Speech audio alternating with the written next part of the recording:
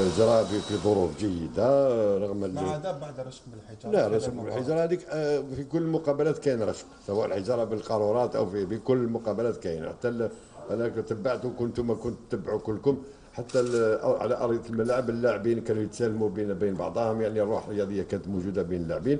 لكن هذا ما يمنعش انه رشق بالحجاره كانت كان يعني وابل من الحجاره كانت نزلت على الملعب. وهنا المناسبه يعني مش اللاعب هذا ايبوسي اللي كان مقصود، يعني كان قادر انه صحفي منكم يصاب، كان قادر انه شرطي يصاب، كان قادر حتى ملتقط كره الشباب هذوك الملتقطين كانوا قادرين يصابوا. وبالتالي جاءت المقذوفه هذيك اصطدمت باللاعب، اصابت اللاعب ايبوسي. هذا قدر الله ما شاء فعل. احنا واش نتمناو انه الصبر للاهل وعلى كل حال، وهذا لاعب. Est-ce que vous avez des informations exactes sur les causes du décès de Ebossé? On parle aussi de malaise cardiaque. Non, les causes, personne ne pourra vous dire les causes. Les causes, je pense que la victime a été transférée à l'hôpital de Tijouzou. Il y a eu une autopsie qui a été pratiquée sur le joueur. Donc maintenant, moi personnellement, je ne peux pas vous dire ça, quoi que ce soit, parce qu'on attend les résultats de l'autopsie et les résultats du dossier médical de ce joueur. بريزيدون يعني توقيف البطوله هتشوف انه حيخلق مشكل اخر، والبرمجه هتكون مكلفه. لا، احنا خدينا احتياطاتنا. التوقيف لازم يكون توقيف، ما تقدرش تتخيل انك تلعب ما يوقعش. انا قلتها ونأكدها انه عندنا متسع من الوقت لاستئناف لتدارك هذا التاخر هذا.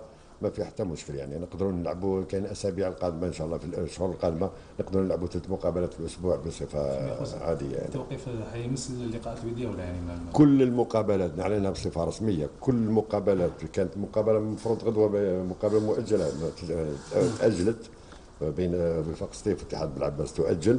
كل المقابلات الوديه مؤجله، ملغاة الى اجل غير مسمى. اليوم ما باشينو تلقاو صار لا، ما في ولا مقابله. عندنا اتصال مع مدير الملعب قال لي جاوبوا لي ولا مقابله، ناكدها من خلالكم، ولا مقابله وديه تجرى، مش غير في الرابطه المحترفه لكره القدم، كل الرابطات يعني على يعني مده توقف البطوله مازال ما تحددتش. مازال ممكن شهر على الاقل لو كان يتاكد بريزيدون باللي ايبوسي توفى اثر سكته قلبيه. لا، هذه تاع لو كان انا ما نتكلمش في لو كان. مسير شباب القبائل راهم ياكدوا باللي لا، انا نقول لك هذه تاع لو كان، انا ما نتكلمش بلو كان. هذه ماهيش قضيه، ماناش نلعبوا في لوتري هنايا.